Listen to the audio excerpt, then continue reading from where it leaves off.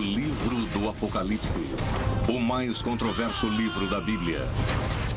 Em suas páginas, uma ousada previsão do Apocalipse. Seria o Apocalipse uma profecia?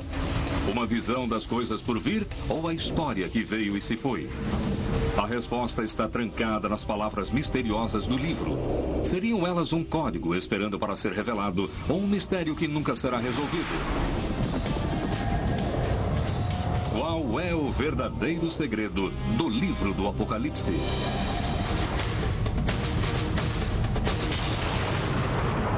Segredos da Bíblia, Apocalipse.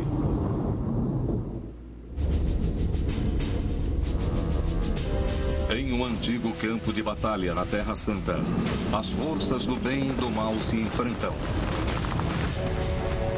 Uma figura sinistra lidera o exército da escuridão. Este é o local da batalha final da humanidade. Um lugar cujo nome causa arrepios. Armagedon.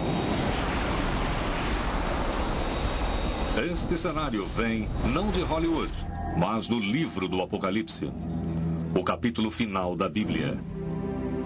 2000 anos depois de ter sido escrito, trava-se uma batalha diferente sobre o que ele significa. Sem dúvida, é o livro mais controverso da Bíblia. Para alguns cristãos evangélicos, o livro do Apocalipse salienta o cenário do dia do juízo final, conhecido como o final dos tempos.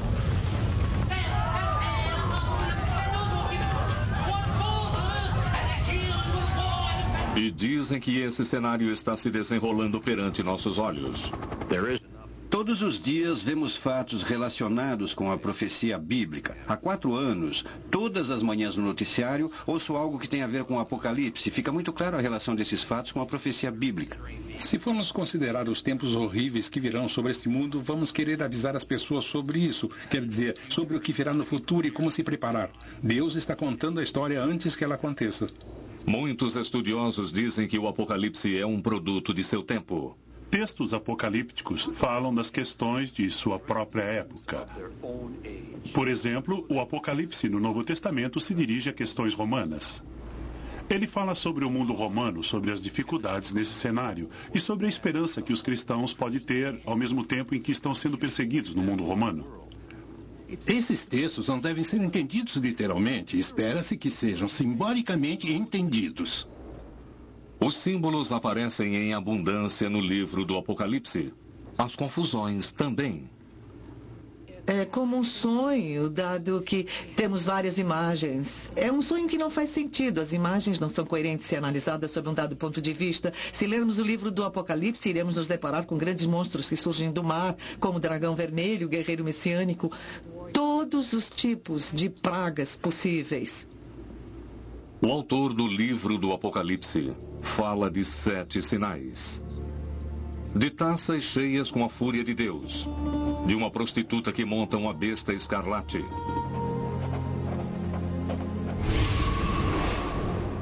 Mas o que o Apocalipse realmente significa? Para decifrar um livro que poderá prever o futuro, é preciso rever o passado. O último livro da Bíblia foi escrito no final do 1º século depois de Cristo. Ele circulou pela Ásia Menor como uma carta aos primeiros cristãos.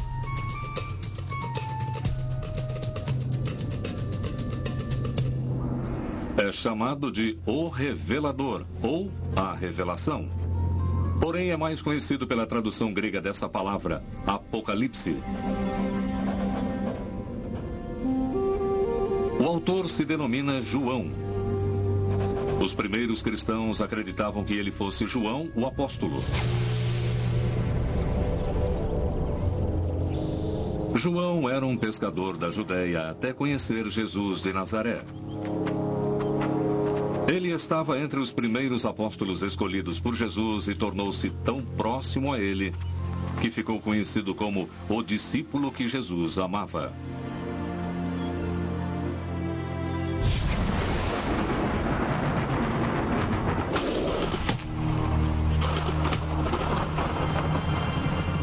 Jesus foi crucificado. João foi o único apóstolo que permaneceu como testemunha.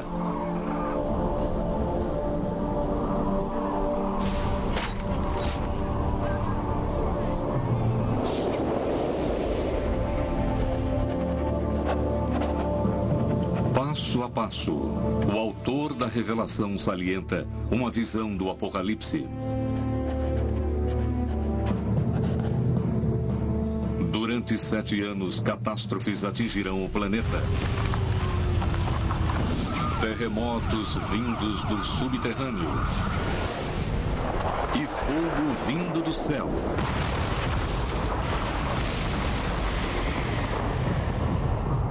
Então, um louco carismático subirá ao poder. Ele forçará cada homem, mulher e criança a aceitar sua marca, 666. Através desse sistema de números, ele controlará a humanidade e governará o mundo. João o chama de a besta. Os crentes o chamam de anticristo. É improvável que saibamos quem ele é logo de cara, mas acredito que ele esteja vivo. Os que aderem a esse cenário apocalíptico acreditam que sabem como ele irá se desenrolar. No auge de seu poder, será lançada uma batalha final entre o bem e o mal, o Armagedon.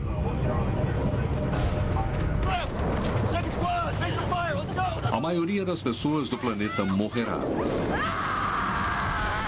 Será o fim do mundo como nós o conhecemos.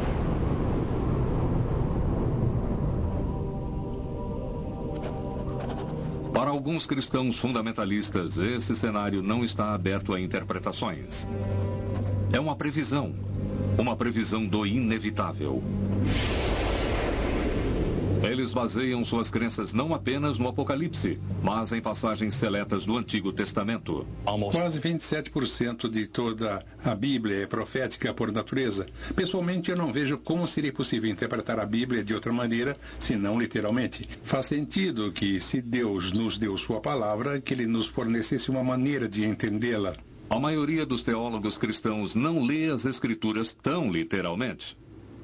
Há muito que juntar e interpretar. Acho ótimo reconhecer o que tem sido feito. Às vezes, as interpretações são realmente vigorosas e não têm muito a ver com o texto original. A cultura popular vê o Apocalipse como algo que tem a ver com algum tipo de evento catastrófico do final dos tempos. Eles veem o Apocalipse como algo que prevê o futuro, enquanto que os eruditos veem o Apocalipse como sendo endereçado às suas próprias circunstâncias. Um chamado de fé para aqueles primeiros cristãos que estavam vivendo na Ásia Menor no final do 1º século.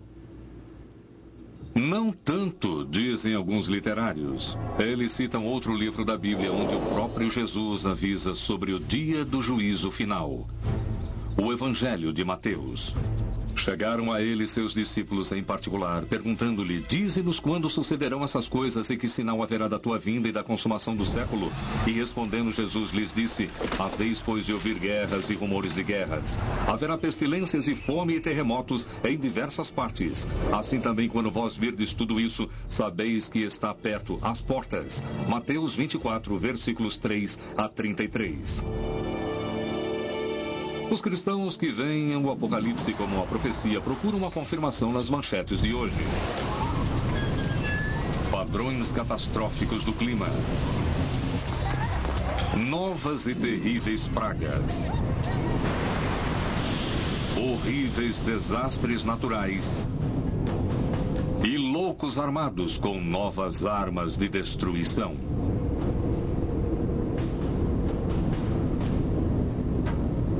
É disso que trata o Apocalipse. Quanto aos eventos que estão acontecendo no mundo hoje, acredito piamente que estejamos vendo o palco das profecias completas da Bíblia. Outros dizem que o palco sempre esteve montado. Guerra, fome, pragas e catástrofes têm sido constantes através dos tempos. Os crentes dizem que dessa vez é real. Que o relógio está contando as horas e que a contagem regressiva já começou. Na hora zero, o apocalipse começará. Terá início com um fenômeno saído diretamente da ficção científica: o arrebatamento.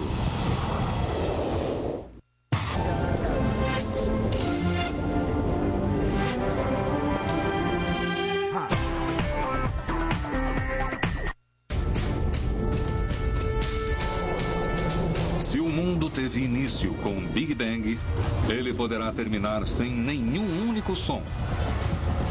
O único sinal. Cada cristão na Terra desaparecerá, levado ao paraíso num piscar de olhos. Os fundamentalistas que acreditam em um apocalipse próximo chamam isso de arrebatamento. Os crentes que estiverem vivos e permanecerem na Terra serão pegos ou roubados ou levados ao paraíso em um único instante, em um momento no tempo.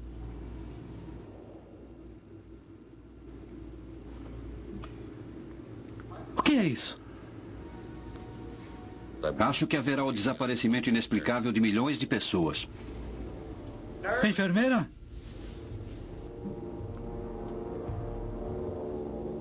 Onde estão todos?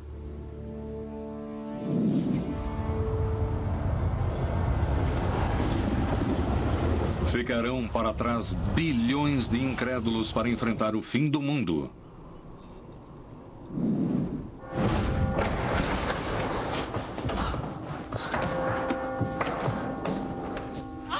Essa interpretação perturba a maioria dos teólogos.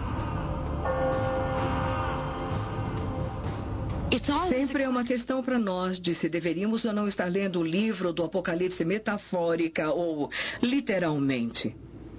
Acredito piamente que o livro da Revelação deveria ser lido como um antigo texto apocalíptico. Ele é antigo, saiu daquele mundo, pertence àquele mundo e se dirige às questões daquele mundo.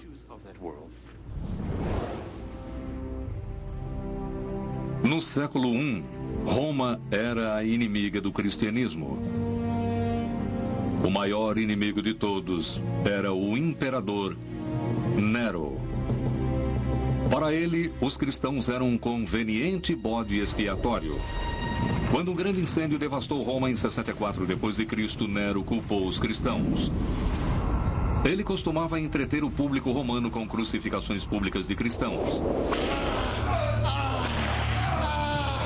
Bem depois da morte de Nero, a perseguição ainda continuou. Como líder cristão, o escritor João também foi vitimado por um dos sucessores de Nero, o imperador Domiciano.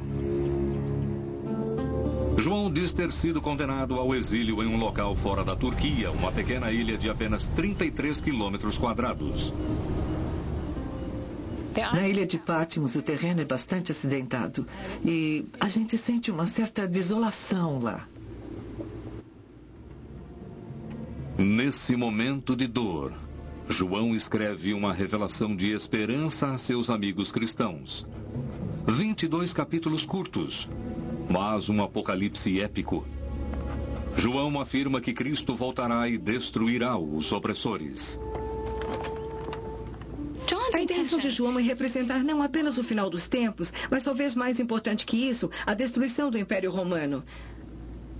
Se você está vivendo em uma comunidade que está vivenciando a perseguição, a destruição do Império Romano representa algo extremamente esperançoso. Os textos apocalípticos eram basicamente escritos em épocas de dificuldade, quando as pessoas estavam passando por fases difíceis, procurando alguma esperança. Então, esses textos estão repletos de mensagens de esperança, em como superar as dificuldades do presente e ver que Deus tem planos melhores para o futuro. Os que leem o Apocalipse como uma profecia acreditam que haverá um grande sofrimento antes da salvação, a salvação pelo arrebatamento. A ideia do arrebatamento ganhou sua popularidade com esse movimento. Aquela história vai decrescendo e continuará dessa forma até o retorno de Jesus.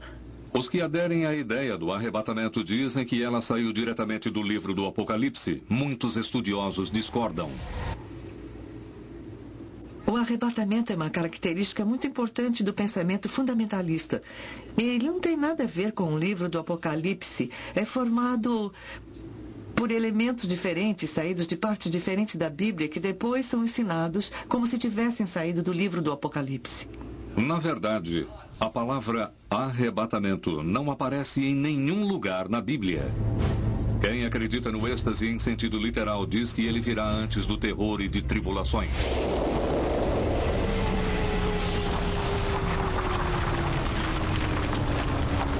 E houve um grande tremor de terra, tal e tão grande terremoto qual nunca se sentiu desde que existiram homens sobre a terra. Tão grande e tão poderoso. Apocalipse, capítulo 16, versículo 18.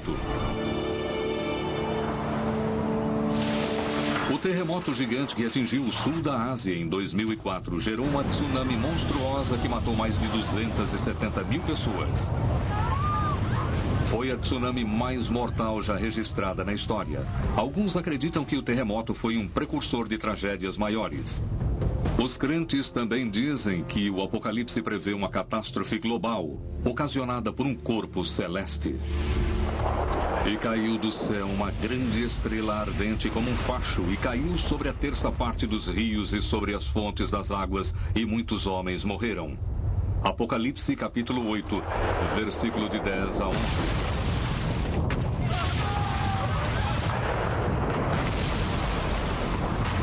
Para sustentar seu ponto de vista, os crentes procuram provas não apenas nas escrituras, mas na ciência. Embora colisões em larga escala com asteroides sejam raras, os crentes afirmam que um enorme meteoro poderá estar destinado à Terra. Publicidades recentes de possíveis impactos cósmicos convenceram muitos crentes de que as supostas tribulações estão próximas, e esses tempos terríveis de tribulações são simbolizados pelos 4 personagens mais infames da Bíblia, os 4 cavaleiros do Apocalipse.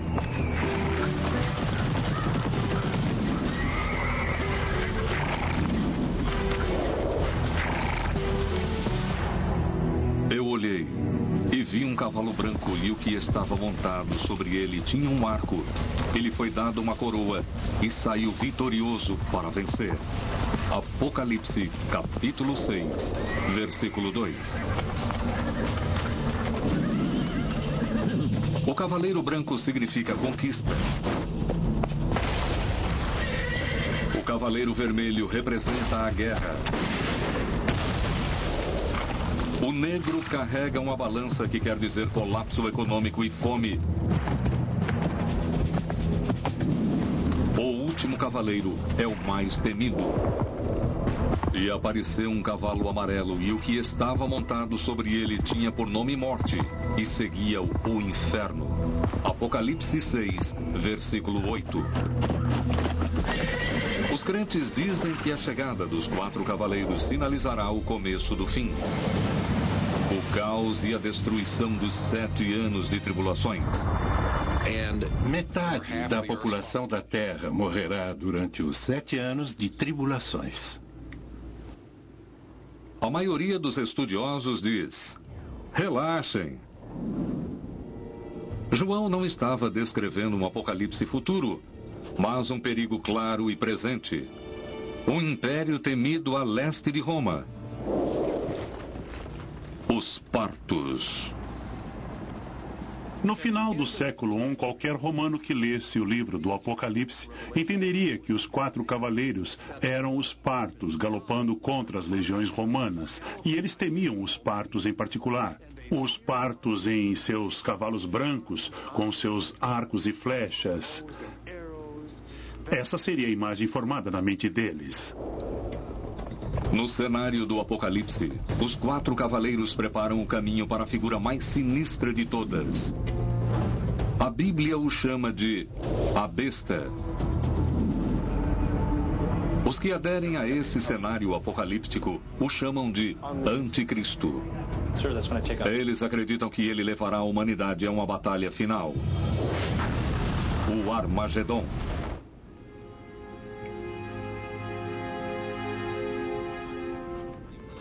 Se o anticristo viesse à Terra, você o reconheceria? O anticristo virá sob um disfarce diabólico ou coisa parecida, dizem os crentes.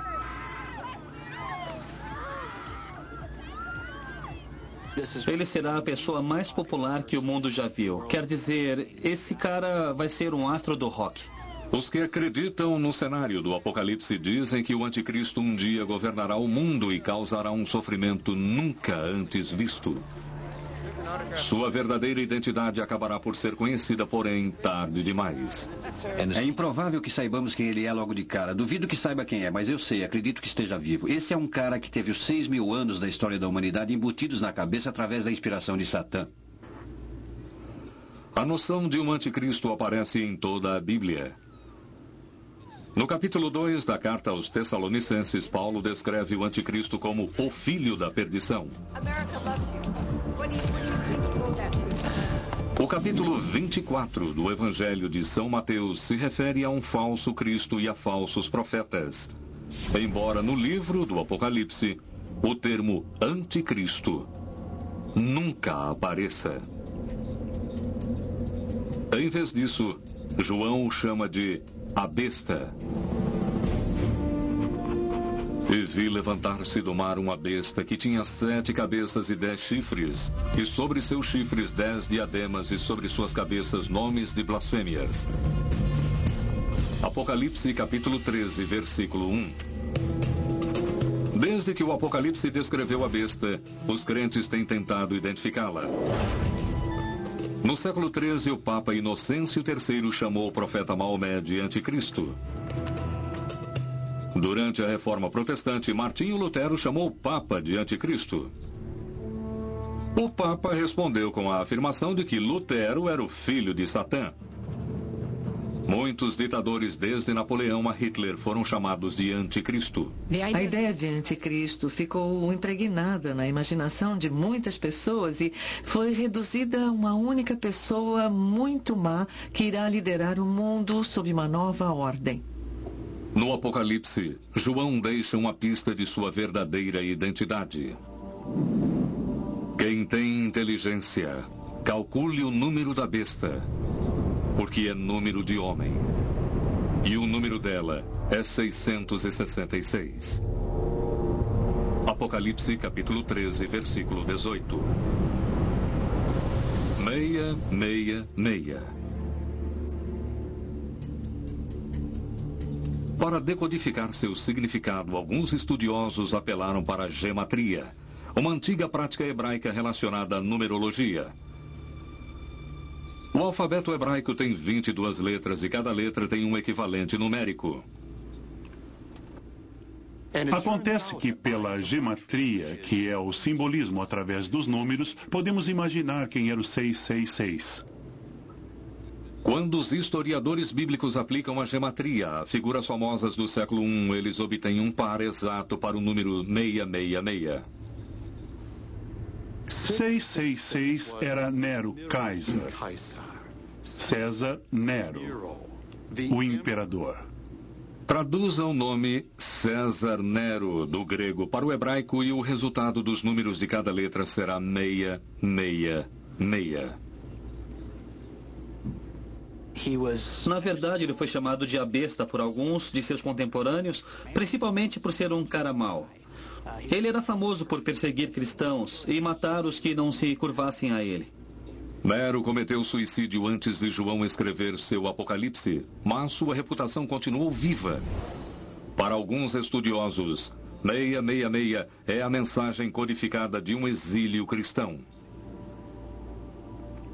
O que João quer fazer naquele contexto é uma acusação do culto imperial romano. João diz que ele custa vidas humanas. Alguns cristãos fundamentalistas discordam.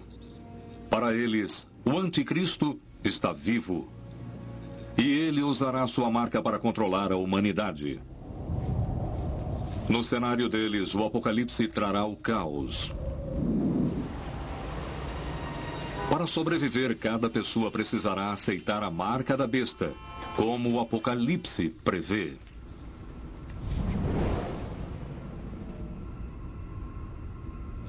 E a todos os homens pequenos e grandes, ricos e pobres, livres e escravos, fará ter um sinal em sua mão direita ou nas suas testas. E que nenhum possa comprar nem vender, senão o que tiver o sinal ou o nome da besta, ou o número do seu nome. Apocalipse, capítulo 13, versículos 16 a 17. Na época de João, tais marcas não eram fantasia, mas fatos da vida. Antigamente, uma marca era usada para identificar indivíduos que seriam usados como soldados ou escravos. A tecnologia usada em identificações evoluiu muito desde a época de João. É bem possível que a biométrica ou a tecnologia por scanner, implantes de chips, sejam usados para impor essa marca. Se eu conseguisse pegar seu número de seguro social, se eu conseguisse fazer isso, você estaria socialmente morto. Não poderia abrir nenhuma conta bancária, nem arrumar um emprego, não poderia fazer nada. Essa seria a maneira pela qual a besta exerceria seu controle usando a marca. Parece que temos um problema. Me ajudem aqui.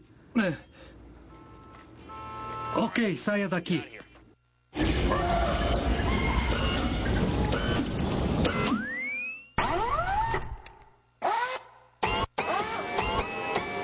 Apocalipse descreve como o anticristo aparecerá, mas não diz quando. Os que acreditam no Apocalipse dizem que ele está entre nós agora.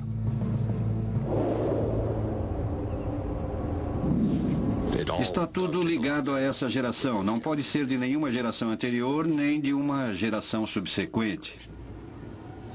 Eles apontam o que vem como um sinal bíblico: o retorno do povo escolhido por Deus à sua antiga terra natal, Israel. O que Ezequiel disse é que nos últimos dias Deus uniria Israel e os colocaria exatamente no mesmo pedaço de terra da qual foram expulsos há 2.520 anos. Em 1948, a nação de Israel foi reestabelecida. Daquele momento em diante, começou a contagem regressiva para a última geração. Os crentes dizem que o anticristo tomará o poder em Israel. Ele ocupará um altar que não mais existe, mas que logo será restaurado.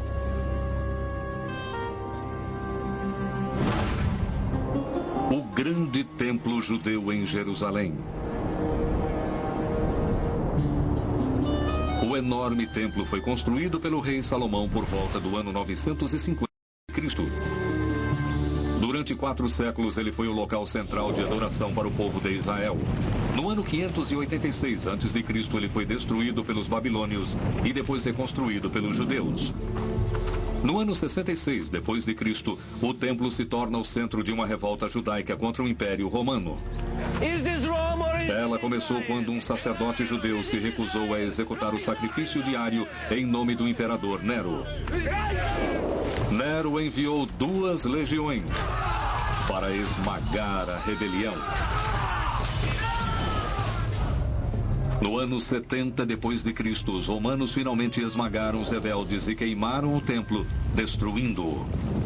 João e seu público estavam cientes de que as forças romanas haviam tomado Jerusalém, queimado o templo e destruído a cidade. João deve ter ficado muito ressentido com Roma por causa disso. Pouca coisa do templo restou. Mas um muro de pedra ainda está de pé. O famoso Muro Ocidental, o local mais sagrado do judaísmo. No Apocalipse, João descreve uma cidade santa. Uma nova Jerusalém construída no local do templo destruído. A reconstrução de um terceiro templo é essencial porque o que encontramos nas cartas aos Tessalonicenses é que o anticristo pisará nesse templo judeu reconstruído. Ele se proclamará Deus para ser adorado. Na visão de muitos cristãos contemporâneos, o templo judeu precisa ser reconstruído. Isso é baseado em leituras muito complicadas de livros apocalípticos, como o de Daniel no Antigo Testamento, de escrituras hebraicas e do livro da Revelação. A questão da reconstrução terá que ser discutida, porque há um enorme obstáculo no caminho. Hoje em dia, no local onde o templo deveria ser construído, fica a cúpula da rocha. Isso, claro, é problemático, porque a maioria dos judeus não quer destruir a cúpula da rocha. De qualquer maneira, os crentes agarram-se à sua linha do tempo. O fato de que Israel está de volta à terra nos faz pensar que os eventos que vão acontecer depois do arrebatamento estão sendo preparados. Nesse cenário apocalíptico, um segundo após o arrebatamento e dos 7 anos de tribulação, a humanidade fica indefesa perante o anticristo. A próxima fase, a dominação do mundo. E foi-lhe dado poder sobre toda a tribo, povo, língua e nação. E todos os habitantes da terra o adoraram. Apocalipse capítulo 13, versículos 7 e 8.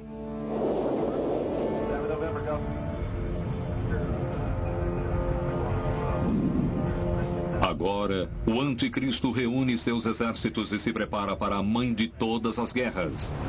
Uma última luta entre o bem e o mal. A batalha do juízo final chamada Armagedon.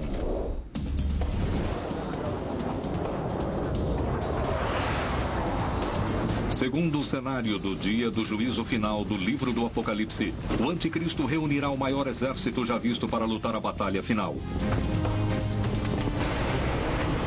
Alguns fundamentalistas até já marcaram o local da batalha no mapa. O anticristo chamará todos os exércitos do mundo para se juntarem em uma área bivac para depois marcharem 160 quilômetros para o sul e atacar Jerusalém. Os antigos hebreus chamavam essa área de Megido.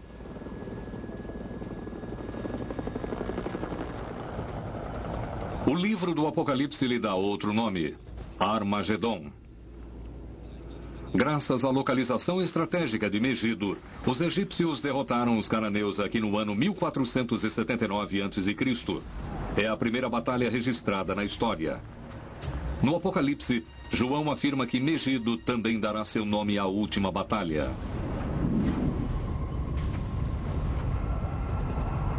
Segundo os que creem no cenário apocalíptico, apenas uma força ficará de pé contra o anticristo. Um grupo de refugiados cristãos e judeus que não foram levados aos céus, mas que se arrependeram. Então temos os exércitos chegando ao sul e atacando Jerusalém. E ele diz que haverá uma grande batalha lá e que metade da cidade será tomada pelo anticristo.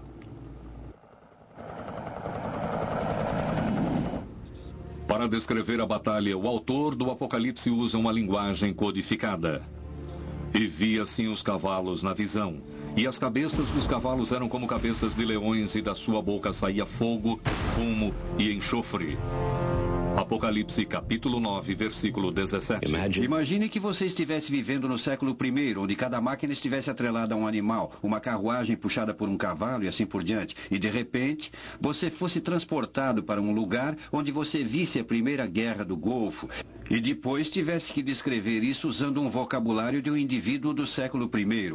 É por isso que o livro do Apocalipse parece tão simbólico. E do fumo do poço saíram gafanhotos para a terra, e lhes foi dado poder. E as figuras dos gafanhotos eram parecidas a cavalos aparelhados para a batalha, e tinham os cabelos como os cabelos das mulheres, e o estrondo de suas asas era como o estrondo de muitas carruagens correndo para a batalha. Apocalipse capítulo 9, versículos de 3 a 9. Se analisarmos a figura de um helicóptero Apache levantando-se de trás de uma fortaleza, veremos exatamente a mesma descrição. Alguns crentes veem até uma revelação nuclear profetizada nas palavras misteriosas do Apocalipse. E abriu ela o poço do abismo, e subiu o fumo do poço como o fumo de uma grande fornalha. Apocalipse capítulo 9, versículo 2.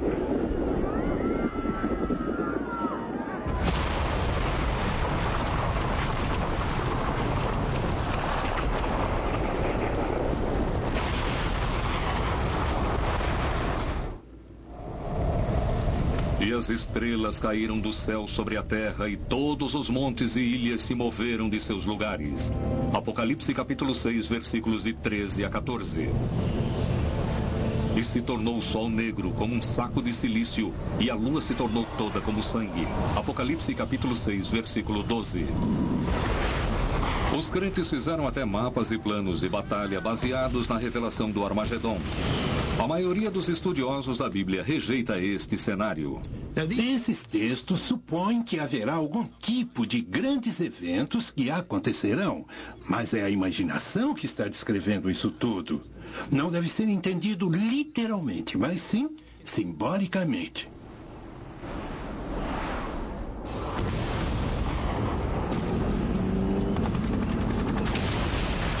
Nessa visão negra do Apocalipse, os crentes veem luz. Justo quando o anticristo parece estar à beira da vitória, ocorre um milagre. O céu se abre e as forças do próprio Deus descem dos céus. É o confronto final entre Cristo e o anticristo. E vi a besta e os reis da terra e seus exércitos congregados para fazerem guerra.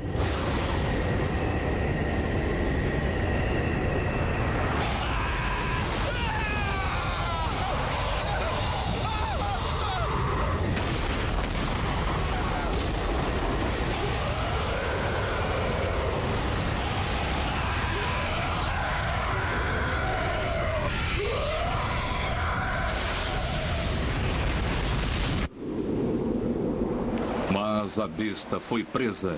Apocalipse capítulo 19, versículos 19 e 20. Depois de uma era de tribulações, uma eternidade de paz. E vi um novo céu e uma nova terra, porque o primeiro céu e a primeira terra se foram, e o mar já não mais existe. Apocalipse capítulo 21, versículo 1.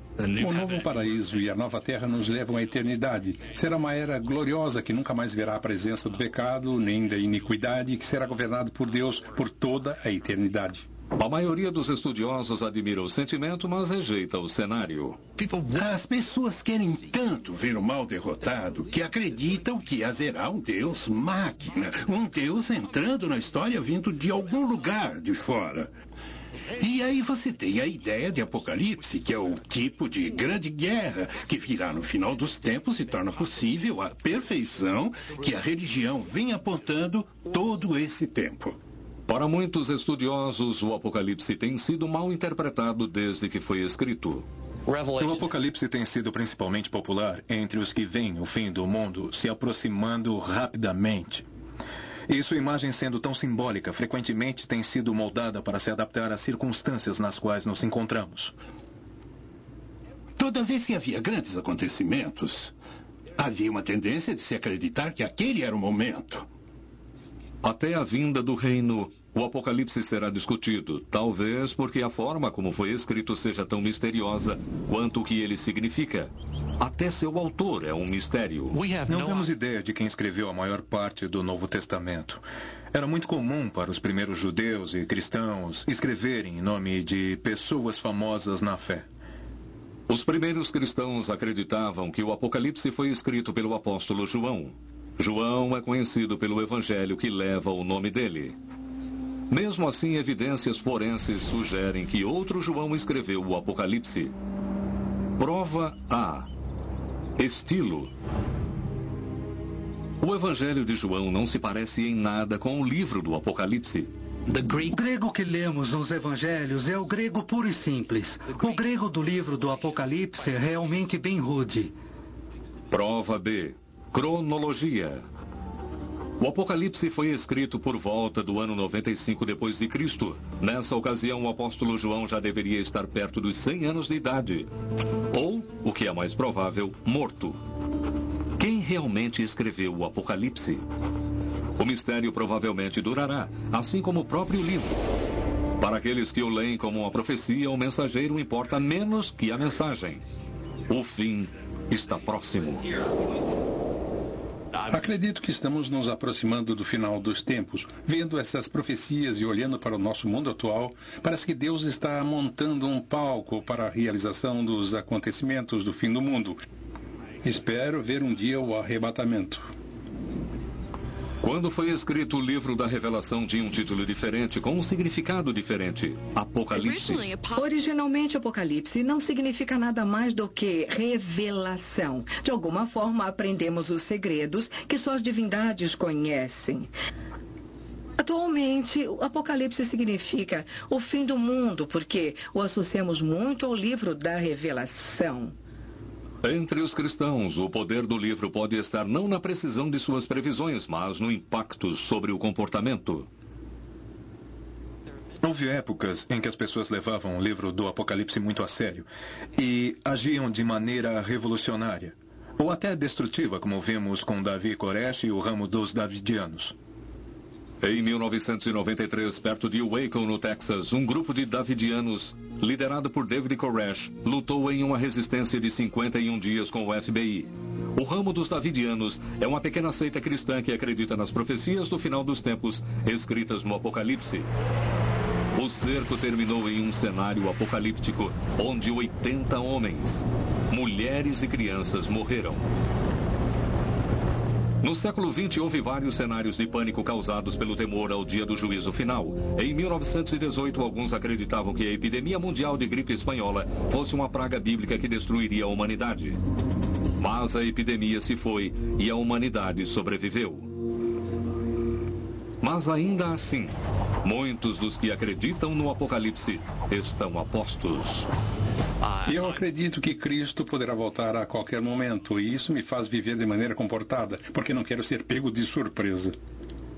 Através da história, o Apocalipse convenceu os crentes a se preparar para o fim. Para alguns, o fim chegou, mas não como eles previam.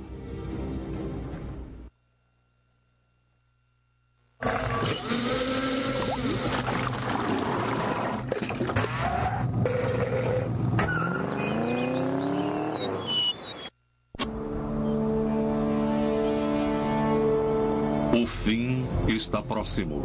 É o que diz quem lê o livro do Apocalipse de forma literal. Acredito que essa seja a última geração de seres humanos antes do retorno de Cristo. Estamos sem tempo, sem espaço, sem lugar, estamos sem ideias, quer dizer, praticamente sem nada. Portanto, acho que estamos nos aproximando do fim. Muitos estudiosos dizem que isso é a sensação de reviver o que já passou. Em quase todas as eras houve quem acreditasse que o mundo estava terminando, baseados em sua própria interpretação do Apocalipse. Entramos numa nova era depois do 11 de setembro e da guerra ao terror. E mais uma vez as pessoas estão recorrendo ao livro do Apocalipse para descobrir que tipo de coisas nele justificariam a noção de que o fim do mundo está próximo. Uma das coisas que descobrimos sobre a crença no Apocalipse é que toda geração pensa que ele é especial. Toda geração acha que verá o fim do mundo porque o seu é o período mais corrupto. Se olharmos para isso historicamente, veremos isso se repetindo. 365 depois de Cristo, Poitiers, França. Um bispo chamado Hilário de Poitiers está convencido de que o fim está próximo. Ele começa a dizer para as pessoas para se preparar para o fim do mundo. Mas nada acontece. Mas isso não mudou em nada a imagem dele, porque no século XIX, Hilário de Poitiers se tornou santo. No século XV, na cidade de Tabor, onde hoje fica a República Tcheca, um grupo chamado Taborites começa um movimento baseado em sua crença de que o fim está próximo. Eles formam um exército e espalham suas ideias de guerra. Eles, na verdade, ficavam por aí queimando igrejas e matando qualquer um que identificasse como pecador. E o critério básico para ser identificado como pecador era não ter aderido ao movimento deles. Em 1434, os Taborites são esmagados e seu líder é morto. No século XIX, nos Estados Unidos, surge um outro movimento apocalíptico liderado por um capitão do exército chamado William Miller, que se tornara um pregador batista. Ele chega à conclusão, baseado em seus próprios estudos sobre o livro de Daniel, que o arrebatamento vai ocorrer por volta de 1843 ou 1844. À medida que o tempo passa, Miller aponta a data exata em que esse dia chegará, entre 21 de março de 1843 e 21 de março de 1844. O próximo ano chega e se vai, mas nem sinal ainda de um arrebatamento. Miller verifica outra vez seus cálculos e chega a uma nova data, 22 de outubro de 1844. Até agora, Miller atraiu um número aproximado de 50 mil discípulos. Na véspera do grande dia, alguns abrem mão de todas as suas posses terrenas. Alguns até compram roupas especiais, vestimentas de ascensão para o evento. E quando o dia chegou, os seus seguidores se reuniram em colinas e começaram a rezar e a cantar hinos. Cantavam com as mãos erguidas para o céu. O dia seguinte é conhecido pelos seguidores de Miller como o grande desapontamento. Isso não afeta Miller, porque ele vai continuar prevendo uma outra data para o fim, até o dia em que morrer. Claro que ele conseguiu ganhar muito dinheiro com a venda de roupas de ascensão, portanto, ele ficou com o investimento. O problema em prever o final dos tempos é que até agora todos os que fizeram isso, desde João de Patmos até os profetas de hoje, estavam errados. Para os estudiosos, o Apocalipse está tão aberto a interpretações que pode significar qualquer coisa. Eu acho que o livro do Apocalipse é quase como um teste de Rorschach. As pessoas veem nele o que estão predispostas a encontrar. Se estão procurando sinais para o fim dos tempos, elas encontrarão correlações entre as imagens do livro do Apocalipse e a própria época e lugar. Os estudiosos acreditam que os que interpretam o Apocalipse literalmente não percebem o sentido completo. Eu diria que não é uma mensagem de terror como a maioria das pessoas pensa. Não é uma mensagem anunciando o fim do mundo. É uma mensagem de esperança e confiança renovada. É uma mensagem que comunica que Deus acabará tendo a última palavra. Essa mensagem quase não fez parte da Bíblia. No século IV d.C., muitos bispos discutiram se o livro do Apocalipse deveria constar na Bíblia. Muitas pessoas fizeram objeções ao tipo de violência que elas encontravam no livro do Apocalipse. É também, de alguma forma, uma atitude socialmente radical e muito crítica do Império Romano. Mas a maior parte dos padres concordou que o livro fazia parte da palavra de Deus e o livro do Apocalipse tornou-se o último livro da Bíblia. Talvez os primeiros escritores cristãos tenham visto o que os clérigos não viram. Todo grande livro necessita de um grande final. O debate sobre o Apocalipse continua. Para alguns, o livro é uma premonição do final dos tempos.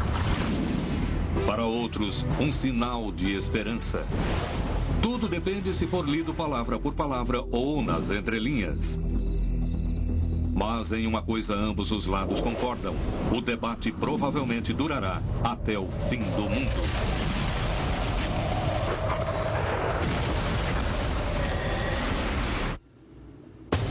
Versão brasileira, Centauro.